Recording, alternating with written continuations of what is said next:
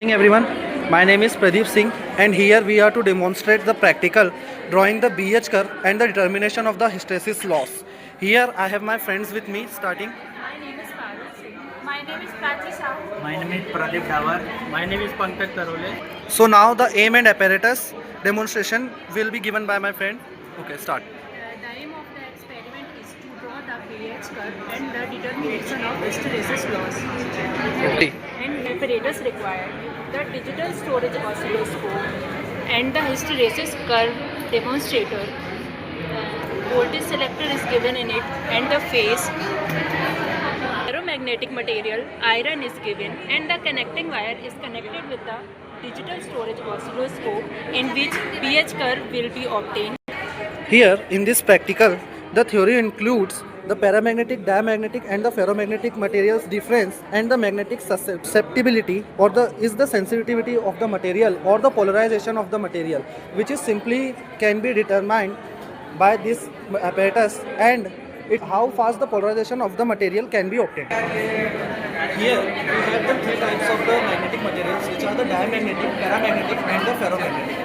The difference is when we talk about the diamagnetic materials are those materials over which when the magnetic field is applied, then it gets magnetized into the direction opposite to the magnetic field. Paramagnetic materials are those materials over which when the magnetic field is applied, then it gets magnetized in the direction of the magnetic field, but it will be narrowly magnetized or the magnetization will be low.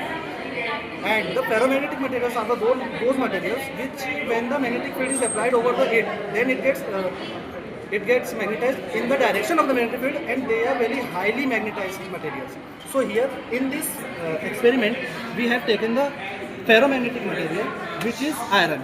Some more examples of the ferromagnetic materials are the nickel, cobalt. Diamagnetic materials are copper, silver, water, etc. And the paramagnetic materials are aluminium, iron oxide, oxygen, etc. Now we take the observation through digital storage oscilloscope. इसमें हम graph obtain करेंगे.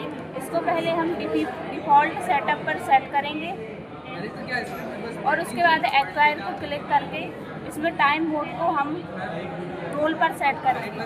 उसके बाद हम coil 1 को on करके इसको AC पर सेट करेंगे और इसकी फ्रिक्वेंसी हम अपने अकॉर्डिंग रखेंगे कि हमें इसको कितना बड़ा और कितना छोटा करना है.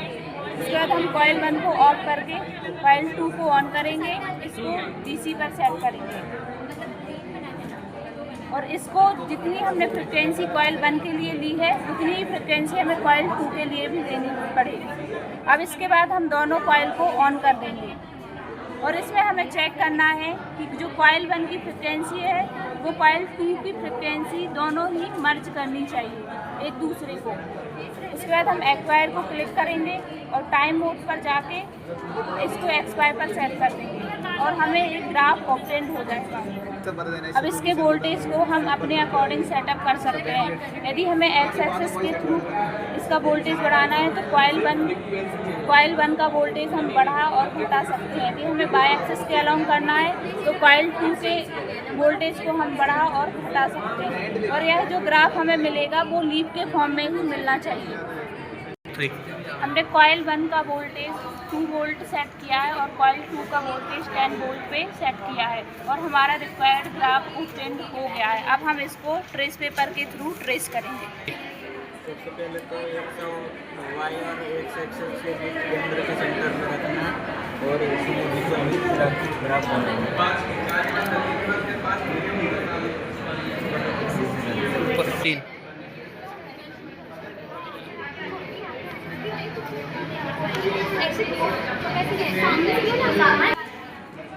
बोलो. यहाँ पर हमारा ट्रेस पेपर सेट हो चुका है. अब हमें जो ग्राफ मिला है उसे हम ट्रेस पेपर पर पेंसिल के द्वारा मार्क करेंगे. इस तरह से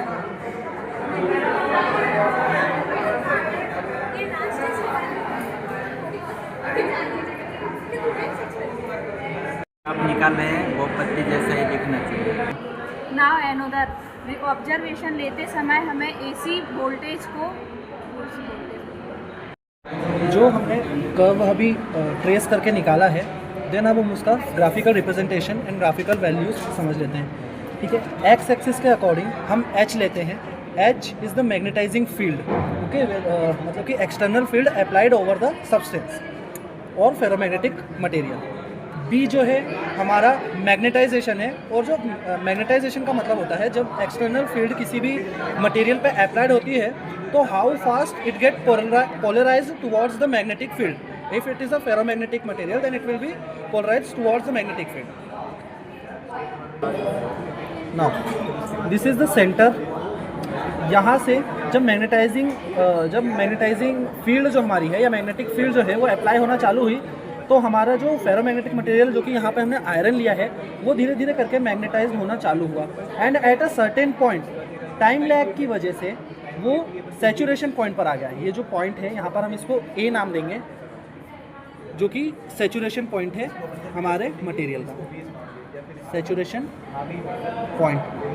देन इस पॉइंट के आफ्टर, सैचुरेशन पॉइंट के आफ्टर हम इस मटेरियल को मैग्नेटाइज नहीं कर सकते, मैग्नेटाइजेशन इस मटेरियल का पॉसिबल नहीं है। देन जब हम इसको डीमैग्नेटाइज चालू करेंगे करना तो ये धीरे धीरे करके डीमैग्नेटाइज होगा, बट ये जो हमारा मटेरियल है वो पाथ फॉलो नहीं करेगा, डीमैग्नेटाइजिंग वो पाथ फॉलो नहीं करेगी over which it has come.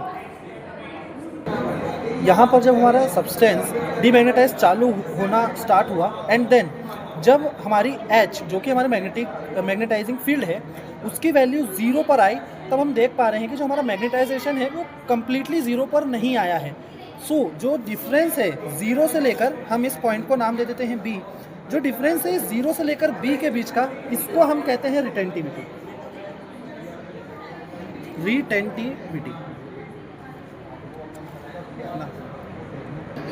यहाँ पर हम देख पा रहे हैं जब H की कुछ वैल्यू है, जब हमारी B की वैल्यू जो कि y एक्सिस पर है मैग्नेटाइजेशन, उसकी वैल्यू 0 होती है एट पॉइंट C, तब H की कुछ वैल्यू होती है। यानी कि मैग्नेटाइजिंग फील्ड होने के बावजूद भी जो हमारा सब्सटेंस है वो डीमैग्नेटाइज हुआ है और 0 पे आया है। तो इस जो डिफरेंस है 0 से लेकर C तक के, इसी को हम कोएर्सिविटी बोलते हैं। और यही सेम प्रोसेस स्टार्ट होती है, वापस से डीमैग्नेटाइजेशन स्टार्ट होता है and then coming at to the point D हमारा सैचुरेशन पॉइंट रीच होता है। और जब हम उसको वापस से मैग्नेटाइज करना चालू करते हैं तब हम देखते हैं कि वो फिर से जिस पाथ से आया है वो पाथ को फॉलो नहीं कर रहा है, और यहाँ पर आकर E पॉइंट पर आकर उसका रिटेंटिविटी अटेंड हो रही है एंड F पॉइंट पर कोएर्सिविटी अटेंड हो रही है and then it will meet to the वापस सैचुरेशन पॉइंट। और जो हमारा ग्राफ अचीव हुआ है ये जो है एक लीफ फॉर्म में है। नाउ हमें इस हिस्टेरेसिस कर्व का एरिया निकालना है। एरिया निकालने के लिए हम एक बेसिक सा मेथड यूज़ करेंगे। यहाँ पर हम देख सकते हैं कि ये एक बॉक्स लेते हैं, हम साइड में एक लिखते हैं। इस बॉक्स के अंदर जो स्मॉल बॉक्स की काउंटिंग है वो 100 काउंटिंग है। इसके बीच में हमें डिवीजन दिया हुआ है जो कि इस बॉक्सेस को 4 पार्ट्स में बांटता है, separating the 25 box equally. Now अब हमें इस कर्व के अंदर इन्हीं बॉक्सेस को, स्मॉल बॉक्सेस को गिन के लिखना है एंड हम उस वैल्यू को ऐड करके इस हिस्टेरेसिस कर्व का एरिया निकाल सकते हैं, जिससे हमें हिस्टेरेसिस लॉस पता चलेगा। यहाँ पर सारे बॉक्सेस में बॉक्स काउंट करने के बाद जो हमारी वैल्यू निकल रही है और जो हमारा रिजल्ट है वो सारे बॉक्सेस को ऐड करने के बाद हमारा निकल रहा है 780, तो वो भी सेंटीमीटर स्क्वायर में आएगा क्योंकि ये एरिया है। So after finding the result and after taking all the measurements, we will go for some of the precautions which will be discussed by our friends. Connecting wires का connection loose नहीं होना चाहिए। One is जब हम graph बनाते हैं तो magnetising field को हमें हॉरिजॉन्टली लेना है एंड जो मैग्नेटाइजेशन है उसे हम वर्टिकली लेते समय हमें AC करंट वोल्टेज को ऑन करके रखना है, अदरवाइज उसको हम ऑफ करके रखेंगे।